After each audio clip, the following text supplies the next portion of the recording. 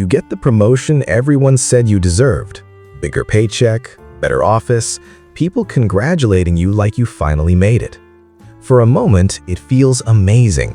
Then your brain ruins it. A single thought slips in and suddenly takes over everything. They made a mistake. Now every meeting feels like an audition. Every email feels dangerous. You reread simple messages 10 times before sending them. Your boss says, "Can we talk?" And your heart drops instantly, because deep down you think, this is the moment they finally realize you have no idea what you're doing. That feeling has a name: Imposter Syndrome. And the terrifying part is how normal it is.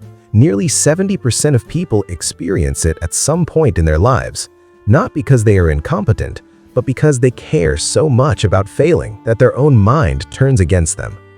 What makes imposter syndrome so brutal is that it usually attacks the people who are actually doing well. The overachievers, the perfectionists, the people who stay up replaying conversations in their head at 2 a.m., wondering if they sounded stupid. Back in 1978, psychologists Pauline Clance and Suzanne Imes noticed something strange while studying high-performing individuals. No matter how successful these people became, many still felt internally fake. They believed their achievements came from luck, timing, or people overestimating them. Even Maya Angelou, after publishing 11 books, admitted she still feared that one day people would discover she wasn't that good. Think about that for a second. One of the greatest writers in history still felt like she was pretending, because imposter syndrome has almost nothing to do with talent. It has everything to do with perception. Your brain is built to detect danger, and social rejection used to be a survival threat.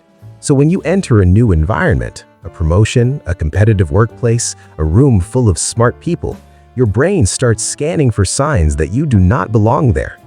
Social media pours gasoline on the fire.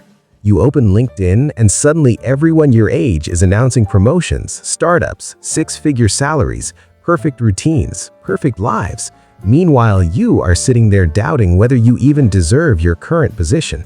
You compare your worst moments to everyone else's highlight reel and convince yourself you're falling behind. For some people, the roots go even deeper.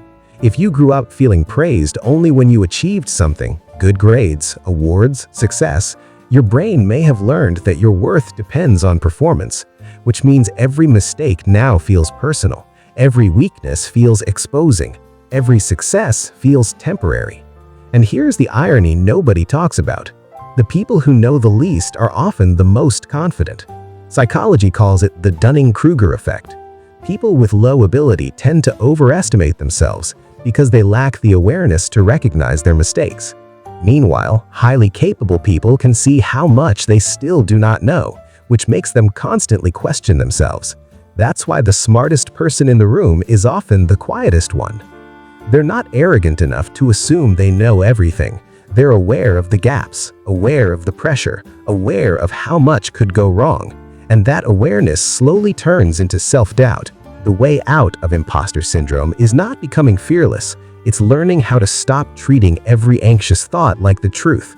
The next time your mind says, "You don't belong here," pause for a second and recognize what's happening. That's not reality. That's fear speaking. Start keeping evidence of your wins, because your brain has a habit of replaying failures in HD while completely deleting your accomplishments. Save the compliments. Remember the moments you solved problems, helped people, succeeded under pressure. Talk about it with someone you trust, because the second you open up, you realize how many people around you secretly feel the exact same way. And most importantly, stop waiting to feel confident before taking action. Confidence doesn't come first. Action comes first. Confidence is built afterward. Nobody fully feels ready for the next stage of their life. Not your boss, not successful creators, not the people you envy online. Most people are figuring it out as they go. So, if you feel like an imposter sometimes, that doesn't mean you're failing. It probably means you're growing. You're stepping into situations that challenge you, stretch you, and force you to evolve. And growth always feels uncomfortable before it feels natural. The goal is not to eliminate doubt forever. The goal is to stop letting doubt control your life.